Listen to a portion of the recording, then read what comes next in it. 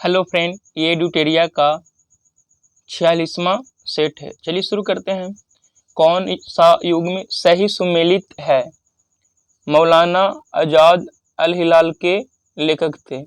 ये सही सुमेलित है। देखिए, यंग इंडिया पुस्तक के लेखक एनी बेसेंट नहीं, कौन थे? तो यंग इंडिया पुस्तक के लेखक महात्मा गांधी जी थे।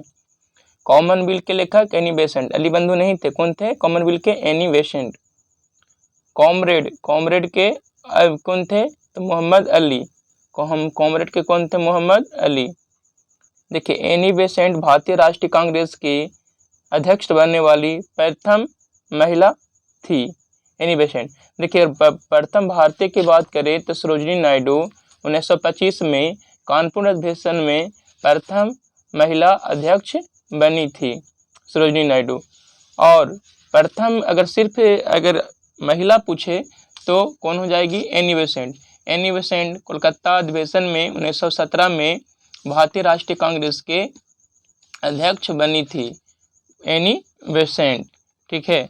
देखिए, महात्मा गांधी की कुछ और पुस्तकें हैं, जैसे सत्य के साथ मेरे प्रयोग महात्मा गांधी की पुस्तकें हैं। सत्य के साथ मेरे प्रयोग महात्मा गांधी की पुस्तक है। चलिए याद रखिएगा। नेक्स्ट क्वेश्चन पर चलते हैं। नेक्स्ट क्वेश्चन है, व्यक्तिगत सत्याग्रह के प्रथम एवं द्वितीय सत्याग्रही के जोड़े का चयन कीजिए। देखिए, व्यक्तिगत सत्याग्रह 1940 में हुआ था महाराष्ट्र के पवनार में। प्रथम अगर सत्याग्रह की बात करें तो विनोबा भावे थे, और दूसरे जवाहरलाल नेहरू, और तीसरे बात करें तो ब्रह्म दत्त थे। स्थापना के 50 वर्ष पूरे होने पर भारतीय राष्ट्रीय कांग्रेस का इतिहास लिखने वाले आधिकारिक इतिहासकार कौन थे? पटाभी सीतारमैया। सरदार पटेल 1931 के कराची अधिवेशन में अध्यक्ष बने थे। महात्मा गांधी 1924 में बेलगांव अधिवेशन में अध्यक्ष बने थे। महात्मा गांधी एकमात्र बार भारतीय राष्ट्रीय कांग्रेस के अध्यक्ष बने थे। कौन एक उग्र विचारधारा के समर्थक माने जाते हैं? बिपिन चंद्र पाल। किस मुगल शासक के काल में मनसब व्यवस्था का क्रमिक विकास हुआ? तो अकबर के समय में। देखिए, जहांगीर न्याय का जंजीर लगाए थे। ठीक है। तंबाकू पर प्रतिबंध लगाने वाले कौन थे? तो जहांगीर। लेकिन संगीत और नृत्य पर प्रतिबंध कौन लगाया था? औरंगजेब। औरंगजेब को आलमगीर नाम से भी जाना जाता है। ठीक है।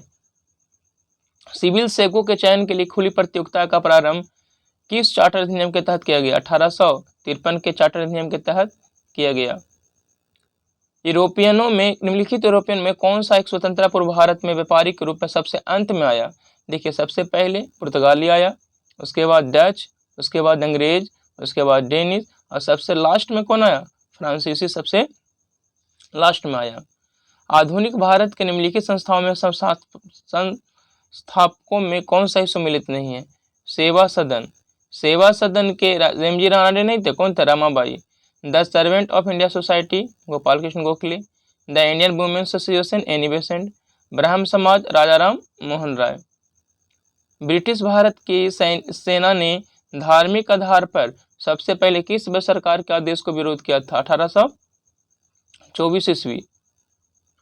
चलिए नेक्स्ट क्वेश्चन है, किस वायसराय ने गांधी जी को वन मैन बाउंड्री फोर्स कहकर संबोधित किया था? माउंटबेटन ने। गुप्त शासन में निर्मित दशावतार मंदिर किस देवता को समर्पित है? तो विष्णु को समर्पित है।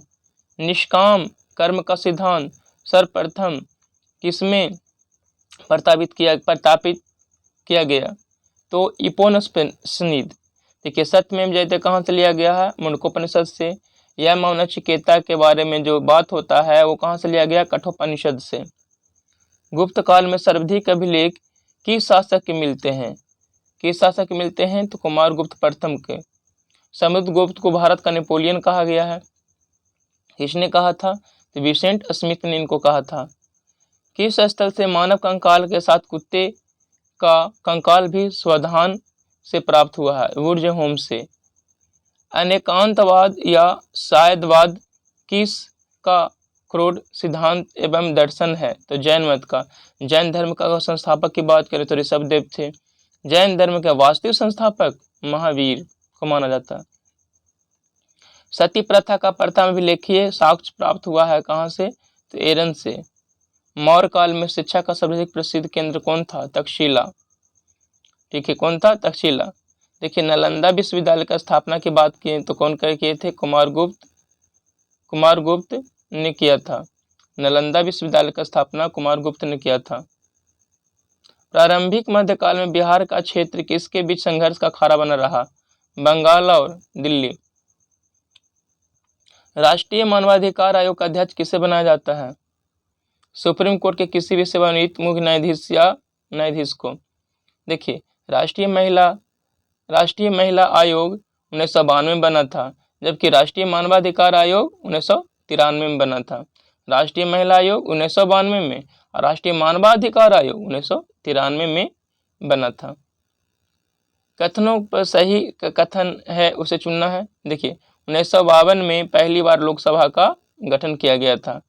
देखिए, वर्तमान में लोकसभा में जो अधिकतम सीट है वो कितना है? 550। 2 गो जो राष्ट्रपति एंग्लो इंडियन से संबंधित मनोनीत करते थे उसे समाप्त कर दिया गया है। भारत के महान्यायवादी के संबंध में कौन सा कथन गलत है? तो कौन सा गलत है?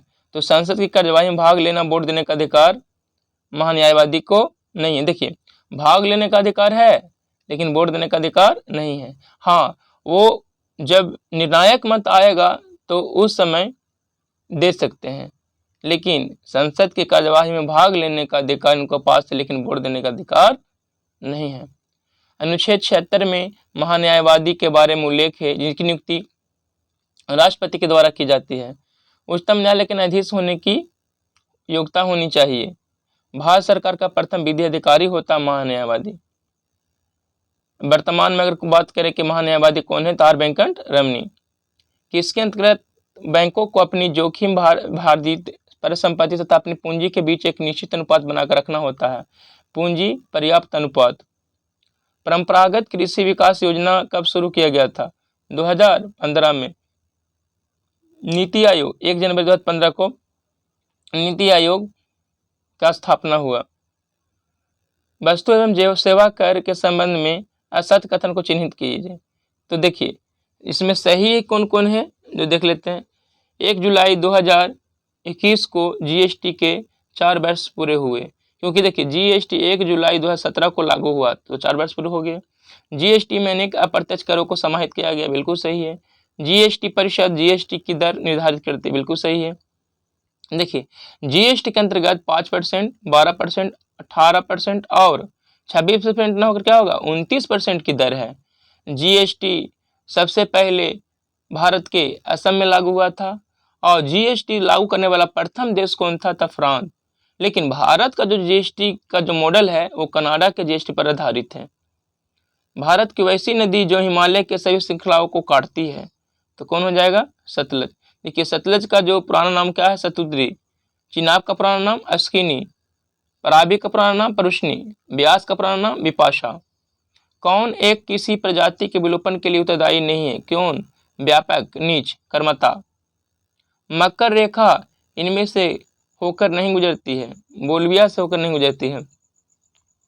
सागरों को पूर्व से पश्चिम का सही क्रम: बोरिंग सागर, बेरिंग सागर, पीला सागर, लाल सागर, कैरेबियन सागर। समुद्र की गहराई किस यंत्र के द्वारा मापी जाती है? फैदोमीटर के द्वारा।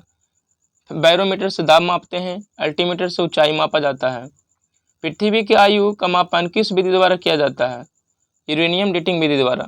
देखिए, आप सारे गले या हड्डी उड्डी के कुछ की भी बात करें तो उसको मापने के लिए कार्बन डेटिंग C14 का प्रयोग करते हैं, लेकिन यूरेनियम डेटिंग में जीवाश्म का कुछ भी नहीं अंश रहता है। चलिए, नेक्स्ट क्वेश्चन है कि जंतु में सर्वाधिक पसलियां होती हैं? तो सांप में सबसे ज्यादा पसलियां होती हैं।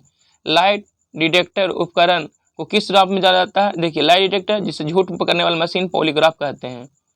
भूसिस्मोग्राफ से भूकंप को मापा जाता है और रिक्टर स्केल पर मापा जाता है। भूकंप को रिक्टर स्केल पर मापा जाता है।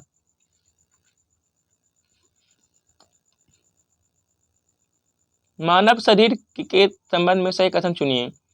तो किसी भी मौसम में शरीर का तापमान कोई परिवर्तन नहीं होता, बिल्कुल सही है। देखिए, शरीर का तापमान 37 डिग्री सेल्सियस या 98.6 फ़ारेनहाइट, 98 6 फ़ारेनहाइट होता है।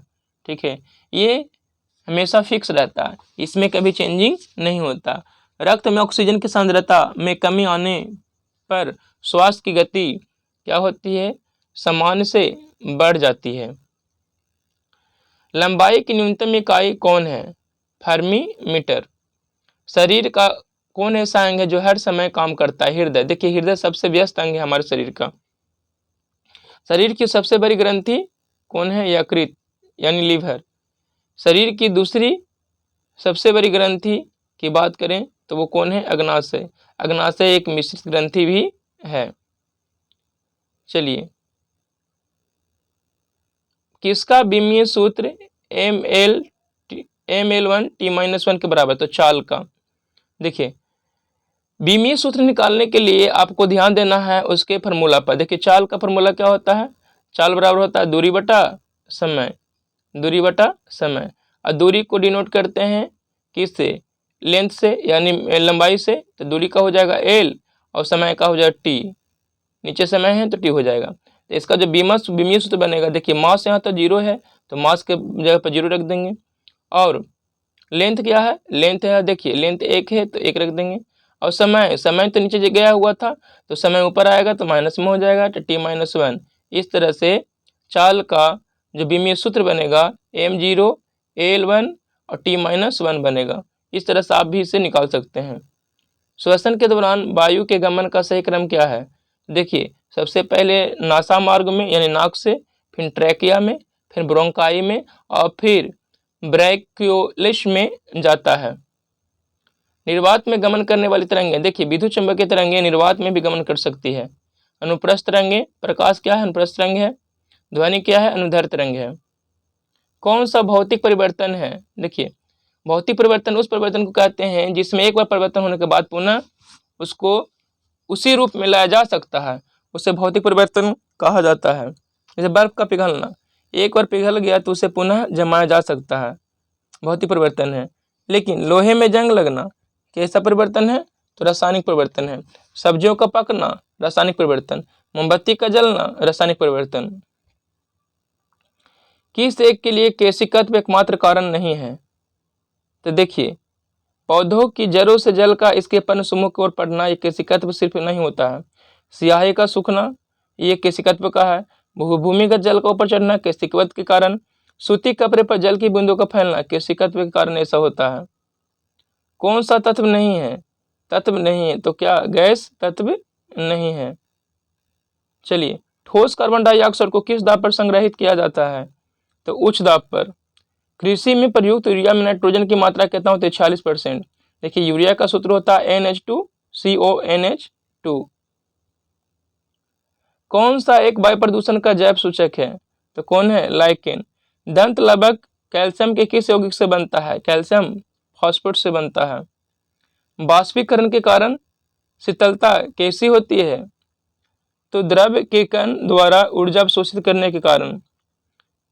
किस वैज्ञानिक ने द्रवों की विभाज्यता का सिद्धांत सर्वप्रथम प्रस्तुत किया, जॉन डाल्टन। निकट दृष्टि दोष में किस लेंस का उपयोग किया जाता है, निकट दृष्टि दोष में अवतल लेंस और दूर दृष्टि दोष में उत्तल लेंस का प्रयोग किया जाता है। निकट दृष्टि दोष में प्रतिबिंब रेटिना का आगे बन जाता है, जबकि दूर दृष्टि दोष में प्रतिबिंब रेटिना के पीछे बन जाता है। मैग्नीशियम क्लोराइड का रासायनिक सूत्र क्या होता है, MgCl2। भारत की प्रमुख नदियां लंबाई के अनुसार, देखिए Ganga 2525 kilometre, Godavari 1465 kilometre, Krishna 1400 kilometre, Narmada 1312 kilometre, Mahanadi 1851 kilometre, Kaveri 800 kilometre लंबाई है। चलिए अगला देख लेते हैं। अगला है विश्व के प्रमुख ज्वालामुखी। माउना लोआ ज्वालामुखी हवाई द्वीप अमेरिका में है। कियालू ज्वालामुखी हवाई द्वीप अमेरिका में है। माउंट सेंट हेलेंस द्वीप ज्वालामुखी ये अमेरिका में है। माउंट सस्ता USA में है यानी अमेरिका में। माउंट एटना इटली में। विसुवियस इटली में। ओजोस डेल साल्डो चिली में अर्जेंटीना में। फ्यूजियामा जापान में। माउंट मेरापी इंडोनेशिया में। कराकटोवा इंडोनेशिया में। किलिमंजारो कहाँ है, तंजानिया में। किलिमंजारो तंजानिया में। किसे भूमध्य सागर का प्रकाश स्तंभ कहा जाता है? स्ट्रोम्बली को भूमध्य सागर का प्रकाश स्तंभ कहा जाता है। भारत का एकमात्र सक्रिय ज्वालामुखी कौन है? वैरनदीप, जो अंडमान निकोबार में स्थित है। ज्वालामुखी विस्फोट के पश्चात सर्वाधिक मात्रा में निकलती है, क्या निकलती है? तो जलवाष्प निकलती है। विश्व की प्रमुख घाटियां देखिए, हम्बर घाटी कनाडा में, मृतक घाटी कैलिफोर्निया में, लॉयर घाटी फ्रांस में, पो घाटी इटली में। पंचशीर घाटी कहाँ है? अफगानिस्तान में। पंचशीर घाटी अफगानिस्तान में। चितवन घाटी नेपाल में। टेलर घाटी अंटार्कटिका में। मरखा घाटी कहाँ है? तो लद्दाख में। मरखा घाटी लद्दाख में। पिन घाटी हिमाचल प्रदेश। सांगला घाटी हिमाचल प्रदेश। नीलांग घाटी उत्तराखंड। जुक्कू घाटी नागालैंड। इस तरह से आज 46वां सेट्स कंप्लीट हो गया। आप लोग इसी तरह से जुड़े रहिए। चलिए, धन्यवाद।